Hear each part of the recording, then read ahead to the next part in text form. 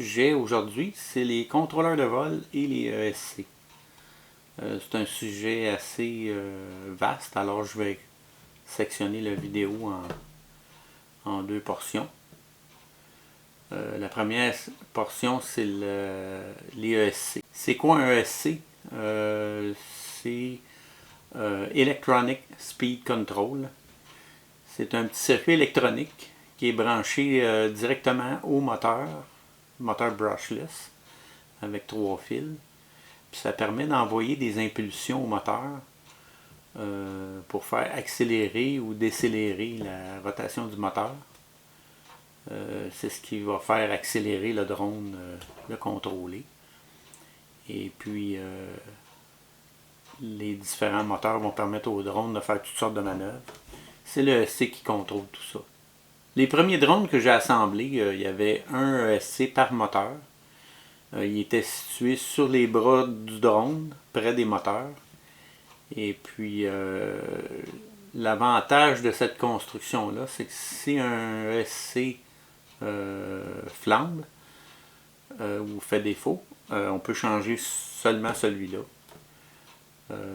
Souvent, quand un moteur va brûler, il va entraîner la perte du ESC en même temps. Aujourd'hui, ils ont combiné les ESC en une seule carte. Ça simplifie beaucoup les branchements. Ça fait un système plus léger. Par contre, s'il y a quelque chose, s'il y a un ESC qui fait défaut, il faut remplacer la carte au complet. Il y a même des plus petits modèles qui ont même intégré les ESC dans la carte du contrôleur de vol. Alors, tout est dans le même circuit. C'est encore plus simple. On voit ça sur les très petits. À l'époque, il était toujours possible de faire des mises à jour informatiques des ESC, mais c'était assez compliqué. Là. Il fallait découper l'enveloppe, brancher sur le circuit, après ça avoir accès, brancher ça sur l'ordinateur. Il n'y a pas grand monde qui se donnait le trouble de faire ça. Plus tard, ce qu'ils ont fait, c'est que ils ont permis un accès au ESC par l'intermédiaire du contrôleur de vol et le fil USB qui est branché au contrôleur de vol. À ce moment-là, avec un programme spécialement conçu pour la configuration des ESC, en passant par le contrôleur de vol, on peut faire des mises à jour et des ajustements très facilement. Quand on construit un drone, on branche tous les fils. Et puis il peut arriver que des moteurs tournent dans le mauvais sens, mais c'est pas grave. Il y a deux façons d'inverser la vitesse de rotation d'un moteur. C'est soit de dessouder 2 des 3 fils, puis inverser 2 des 3 fils, puis le moteur va tourner dans l'autre sens. Mais encore plus simple, on va sur l'ordinateur, on branche le contrôleur de vol sur l'ordinateur. Et avec le logiciel des ESC, on peut inverser directement avec l'ordinateur le sens de rotation du moteur. Les logiciels les plus connus pour programmer les ESC, il y a BLLIS, BLLI 32 et AM32. Pour ce qui est de BLLIS, on peut remplacer le programme par BlueJ. Ça va permettre d'ajouter des fonctions qui n'étaient pas disponibles dans BLLIS, comme le Bidirectional D-Shot, ou remplacer la petite musique qui joue quand on branche la batterie. C'est ce que ça fait de plus.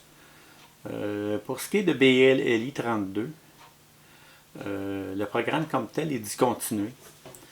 Si on trouve des ESC qui fonctionnent sous BLLI 32, soit que c'est un ancien ESC qui était là avant que le programme soit discontinué, ou un programme qui a été piraté.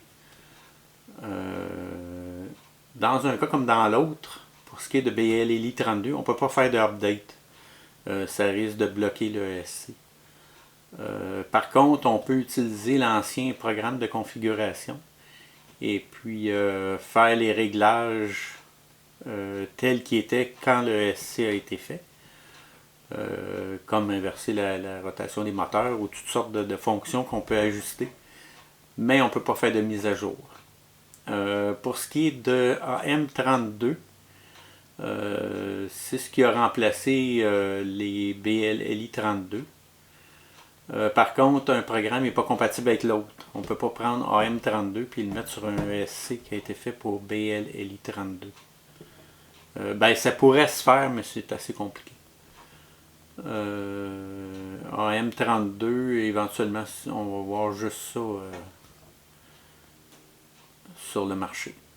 Quand on a choisi un ESC, on construit un drone et on a à choisir le modèle de ESC, il est important de savoir l'ampérage qu'on a besoin.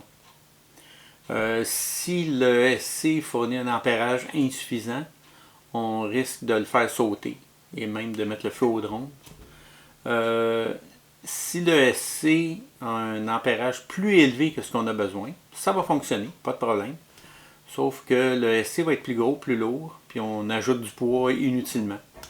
Alors c'est bon d'avoir le ESC de la bonne grosseur autant que possible.